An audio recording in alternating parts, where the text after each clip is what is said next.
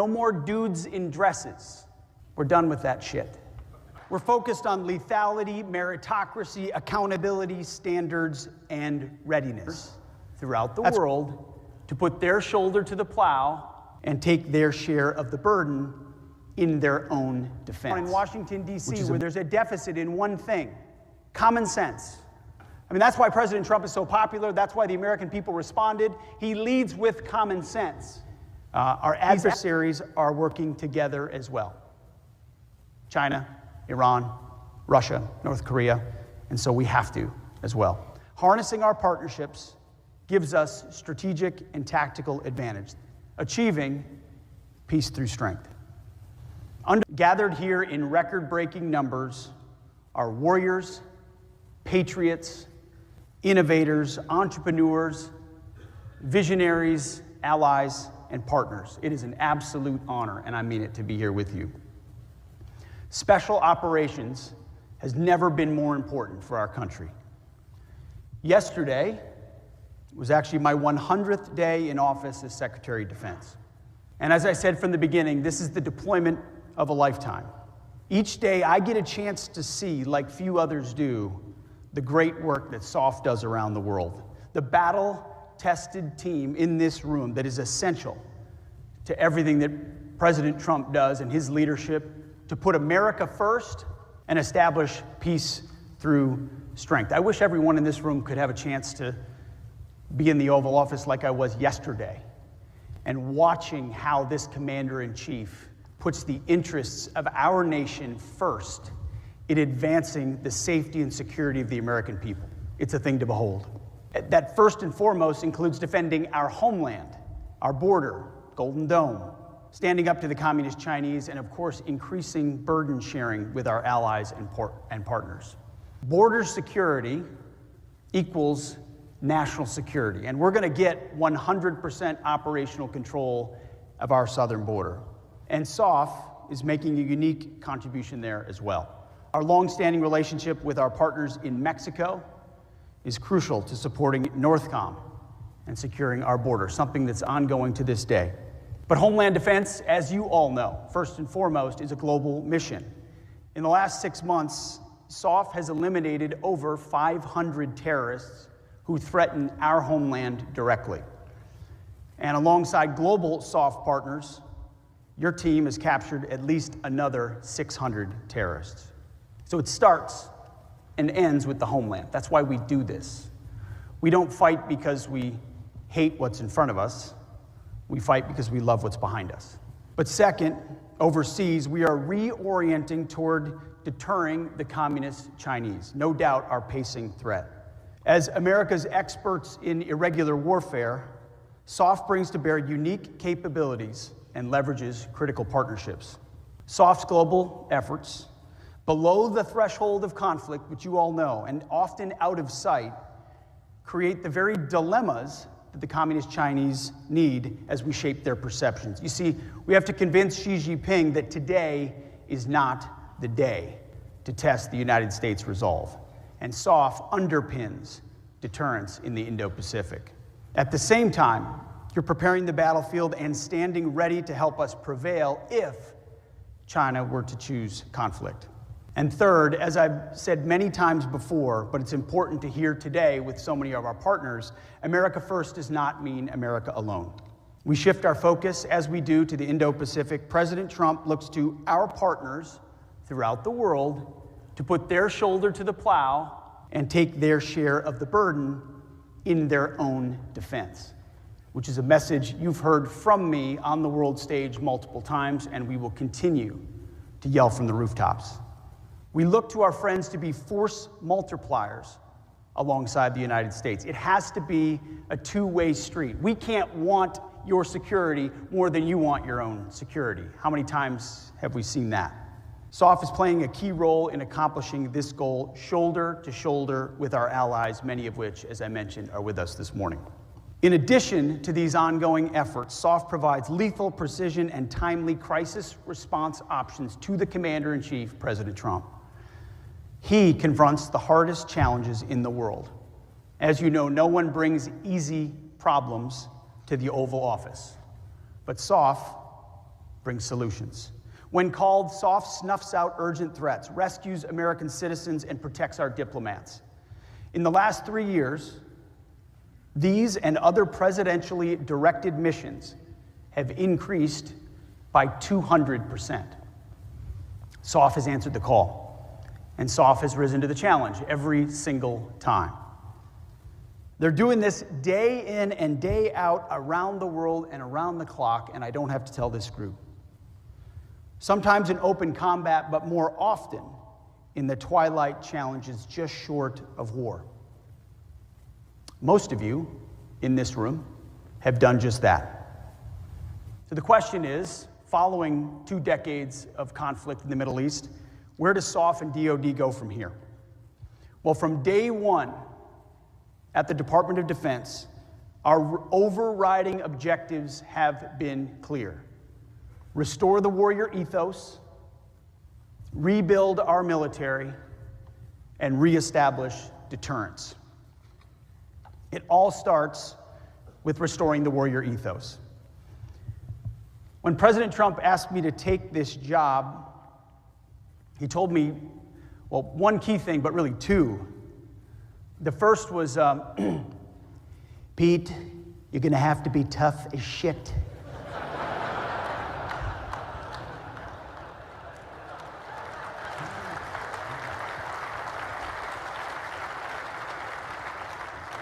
They're gonna come after you. Boy, he was not kidding about that one. This job requires a steel spine, and that's fine. My job's easy compared to what you do. We're doing the work on behalf of the American people and the American warfighter. But then the president, after he said that, went on to say, I need you and I want you to restore the warrior ethos in our military, full stop. And that's been my first priority since day one, is restoring the warrior ethos. It's one of the most fundamental of those 3 objectives. Again, humans more important than hardware. Everything starts and ends with warriors from training to the battlefield. We are leaving wokeness and weakness behind. No more pronouns, no more climate change obsession, no more emergency vaccine mandates, no more dudes in dresses. We're done with that shit. We're focused on lethality, meritocracy, accountability, standards, and readiness. That's why since Election Day, since President Trump was elected, recruitment and retention numbers are up historically. Attracting military service is something Americans have long been attracted to, but more so when they see leadership they want to follow.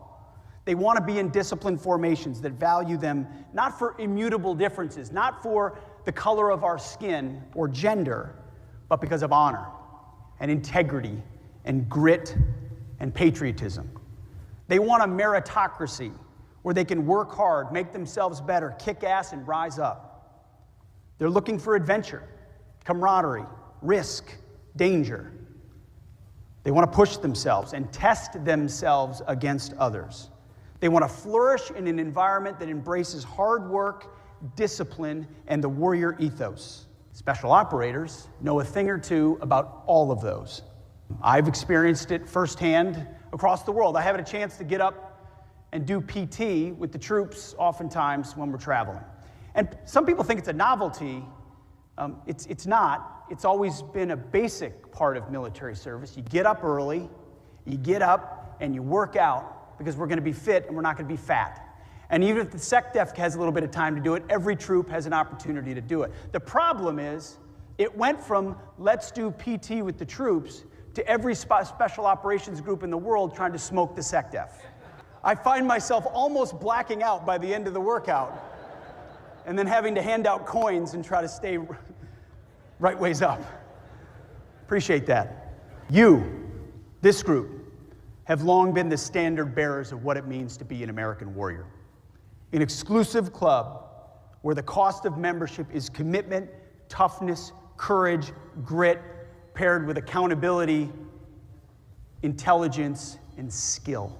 At times, and this is a key thing and something we've seen firsthand, when the broader force has strayed from the path, has strayed from sanity, has strayed from standards, you have been keepers of the flame. So it's great to see so many outstanding leaders this morning who embody that warrior ethos. General Fenton, thank you for your courage, your determination, and your grit, showing your forces what right looks like.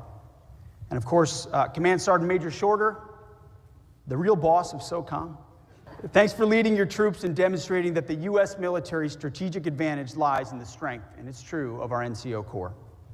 Like so many other SOF leaders past and present, you have kept the flame of the warrior ethos burning bright.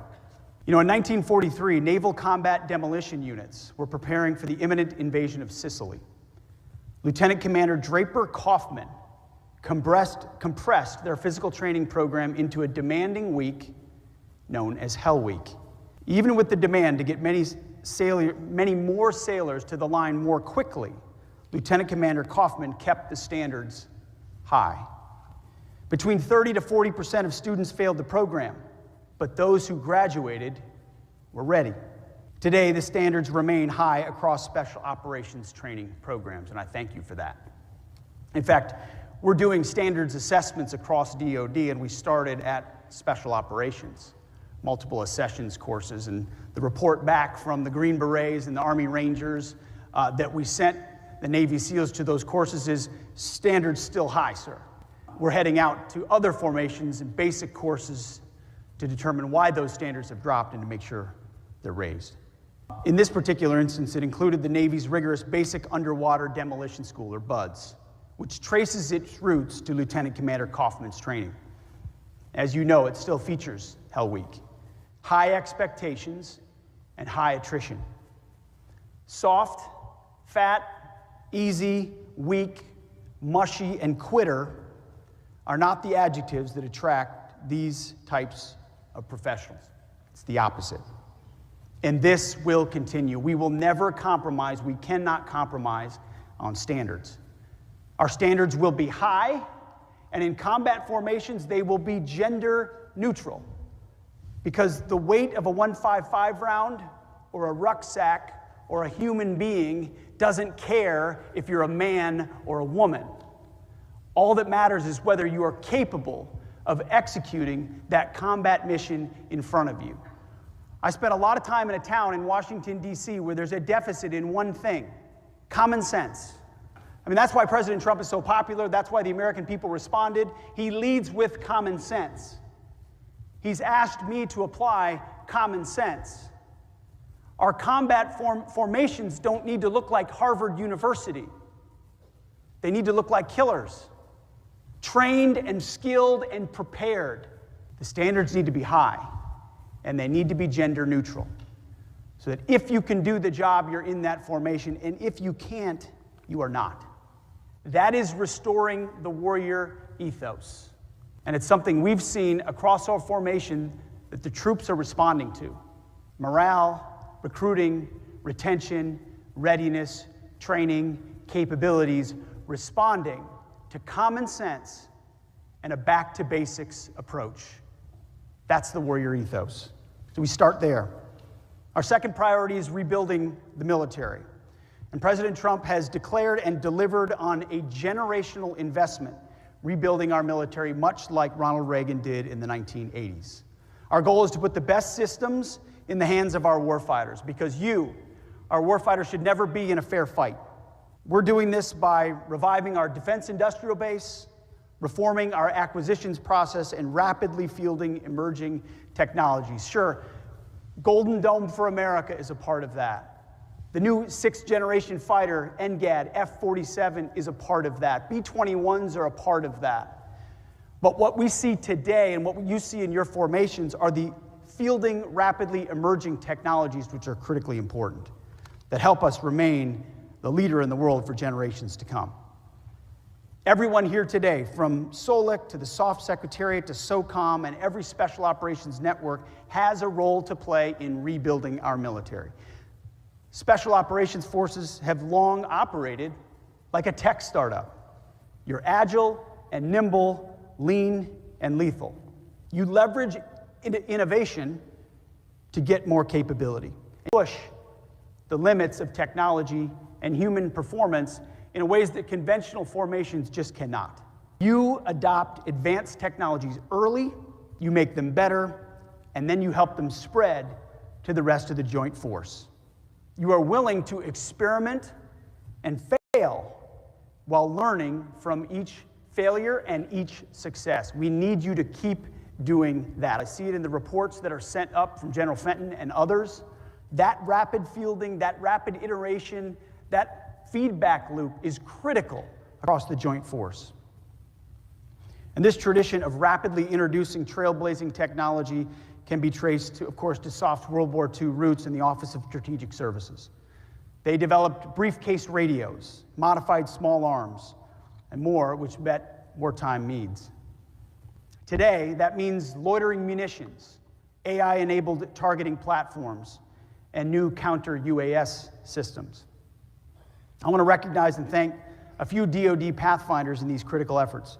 SOF AT&L and their expert team of teams led by Melissa Johnson, call sign Mojo, and the Irregular Warfare Technical Support Directorate led by Gabe Ramos. With their rapid prototyping and innovative partnerships, these teams and others like them are moving out with a sense of urgency. While some in Washington talk about acquisition reform, and I'll tell you, there's plenty of white papers out there that'll tell you about acquisition reform. They are acquisition reform. So we want to thank our industry partners, many of which are here today, over 800 companies this year at SOF Week. You're an essential part of the Global Special Operations Network. I'm grateful that so many of you participate in the events this week to enable the SOF enterprise. You must know what we need, and we must know what you can build. And together we can broaden the boundaries of what is possible. Because as we rebuild the military, we have to unlock the creativity of our companies for our arsenal of democracy. Even though we're not a democracy, we're a republic, and we need to start teaching that in our schools again. You know, it's the basic stuff they slip by us, the small lies they tell us. Those are the ones that grow in the minds of young people who then turn around and don't love their country. A huge part of ensuring we have a room like this full in the future is ensuring our kids and grandkids know why America is such a special place. What our founders gifted us 250 years ago. There's a reason we're going to have a big old Army parade on June 14th of 2025. It's because what we celebrate in this country is a reflection of what we value. There are a lot of vapid things to celebrate, plenty of reality shows and garbage music and stuff on Netflix. How about we hold up our special operations community? How about we recognize the Army and the Marine Corps, the United States at 250 years, the sacrifice of those men who stood on bridges 250 years ago and said, we will live free. We have an incredible story to tell, if we're willing to tell it. And then if we're willing to raise young men and women willing and able to raise their right hand to defend this nation. Never compromise on what you believe and why. You rose your right hand, you raised it to defend our country and the Constitution. Know the why and share it with your kids and grandkids. Encourage them to serve. It was one of the challenges of the book I wrote before I had this job, The War on Warriors. I was asking myself the same question. Do I want to serve in today's military given what has happened to it? And I can tell you 100 days in, watching our Commander-in-Chief, what he has been willing to do, the common sense he has applied, the courage he has shown, I look forward to having a military my kids I would proudly ask my kids to join. I've got a 14-year-old boy. I look out. He's my oldest, and 13-year-old and 12-year-old. I'm fighting right now to create the kind of formations, to provide the kind of platforms that would serve them, should they have the courage to do exactly what all of you have done. So we need to continue to reward innovation, encourage creative solutions, move faster than ever before. As General Fenton points out, threats evolve now in hours, not in years. In fact, I saw a report this morning on the plane here that demonstrated our enemies are adapting in a matter of hours, not in a matter of years, days if we're lucky. We can't and we won't fight today's opponent at yesterday's pace. When our opponents know that our military is armed with the most capable weapon systems known to man, wielded by skilled warriors with the will to prevail, they are less likely to challenge us on the battlefield. And that is the point. which leads to our third objective: restore the warrior ethos, rebuild the military, and third, reestablish deterrence after 4 years of deferred maintenance under the Biden administration. After a disastrous retreat from Afghanistan, which we are still investigating and will get completely to the bottom of, especially DOD's role. After what happened on October 7th in Israel, after the war that was unleashed in Ukraine, the world saw after a friggin' spy balloon flew over our country for a week. The world saw what it believed was a feckless America. Not anymore. And a huge part of it is SOF's capabilities. In today's contested world, SOF does not go alone. They go first, but they also go with partners. SOF's ability to work by, with, and through international partners pays huge dividends on our border, in the Indo-Pacific, and around the world. Partners, as I see so many of our partners right here in the front, are central to how SOF works. They have to believe that America is strong, that peace through strength is real. Then they want to come into our orbit and be force multipliers. I'm talking about generational relationships that we have built with partner forces around the globe. I can't tell you how many meetings I'm in, here or around the globe, where I meet with foreign ministers or ministers of defense from allied countries, or countries sort of on the brink of whether they're going to go our way or the way of the Communist Chinese. And I'm looking at a minister of defense who was a part of an exchange program 20 years ago with U.S. special operators, with Green Berets. Or they went to a military education school at Fort Benning 20 years ago. And so their affinity for U.S. troops, for the United States, is real. That is mostly, especially on the leading edge, a product of SOF. The level of cooperation between U.S. SOF and our allies and partners is unprecedented in scale and invaluable from what we gain from it. Today, there are over 6,000 U.S. Special Operations professionals at work outside the U.S. in over 80 countries. Representatives from 60 of those countries are with us here at SOF Week, and we welcome all of them. We also have international partners from 28 nations stationed right here at SOCOM. These relationships and partnerships take years to build, and the impact could be in some cases decades from now. But these allies and partners strengthen our militaries as they build their own Tier 1, Tier 2 special operations forces. No one does that partnership better than SOF. And I know it's not a surprise to any of you. Again, it's in your roots. In World War II, joint U.S. and British teams went behind enemy lines with resistance fighters in Europe. In Vietnam, SOF worked closely with South Vietnamese counterparts on some of the most dangerous missions, including daring rescues of downed pilots. And more recently, special operators have worked shoulder to shoulder with partners across the globe, like assisting our Colombian and Filipino partners in fighting against insurgents. And that tradition continues today.